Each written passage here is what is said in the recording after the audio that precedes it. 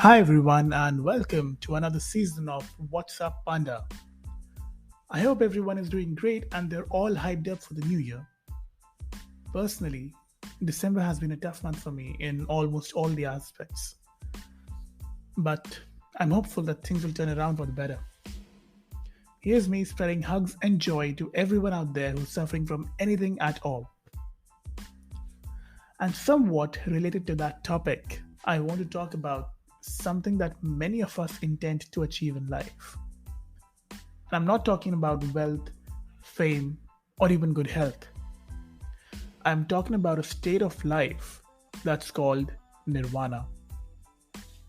Now, it's a state of being liberated from all the sadness and materialism of this world, to be with oneself and finally getting that moksha that we all desire at the end of our materialistic lives. Throughout our lives, most of us are running after at least one thing, and this thing keeps on changing as we grow up.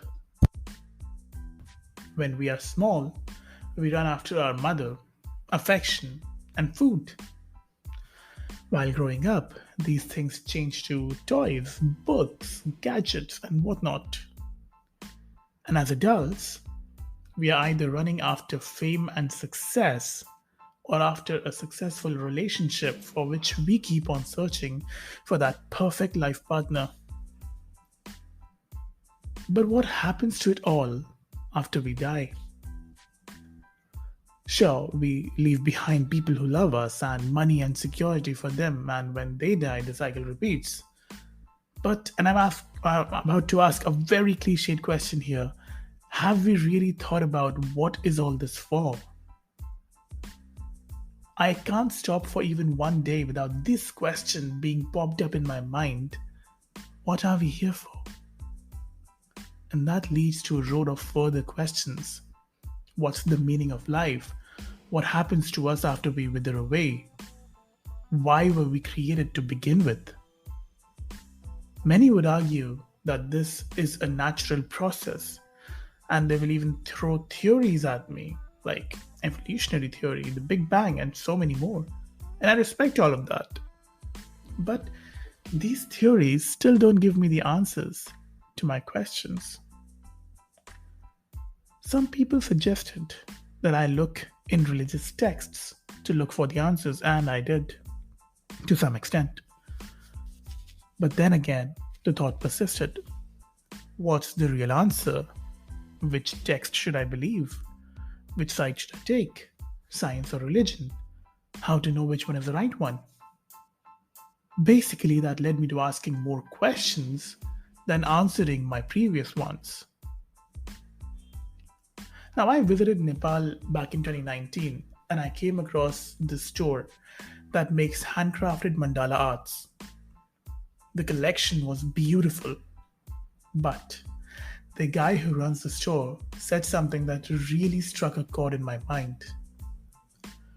He showed me one mandala art and told me that Dalai Lama loves to create these, and wherever he goes, he tends to create a mandala from whatever resources he could find.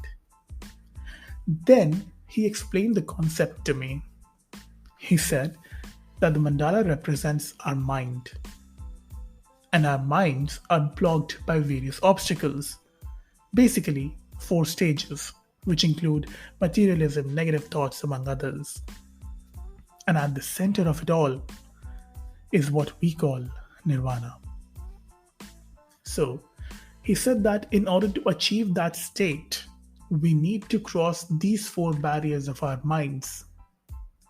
Now, that got me to think, and although I'm not saying that anyone should try this, but it was an interesting theory, and I tried to some level to practice it myself. Since we were young, we were taught that we should always keep our minds occupied, and were told stuff like an empty mind is a devil's workshop. But what if it's not?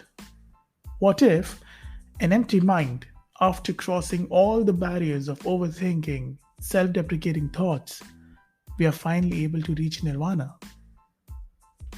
What if that's how people who have supposedly achieved it did it? Maybe meditation is the answer. Maybe it's not. But that's what I came up with after listening to that man talk about mandala art. Even in the Buddhist context, Nirvana refers to realization of non self and emptiness, marking the end of rebirth by stilling the fires that keep the process of rebirth going. And to achieve this status, one has to get rid of three psychological evils: raga, that is greed and desire; dvesha, that is anger; and moha, that is delusion. That somehow fits in my theory. Once we overcome our own negative thoughts and cross that barrier, maybe we will attain nirvana or at least get one step closer to it. But that's just a theory, and I would not advise anyone to practice it by themselves. Do let me know your thoughts and if you agree with me or not below. Until next time, keep listening to What's Up Panda.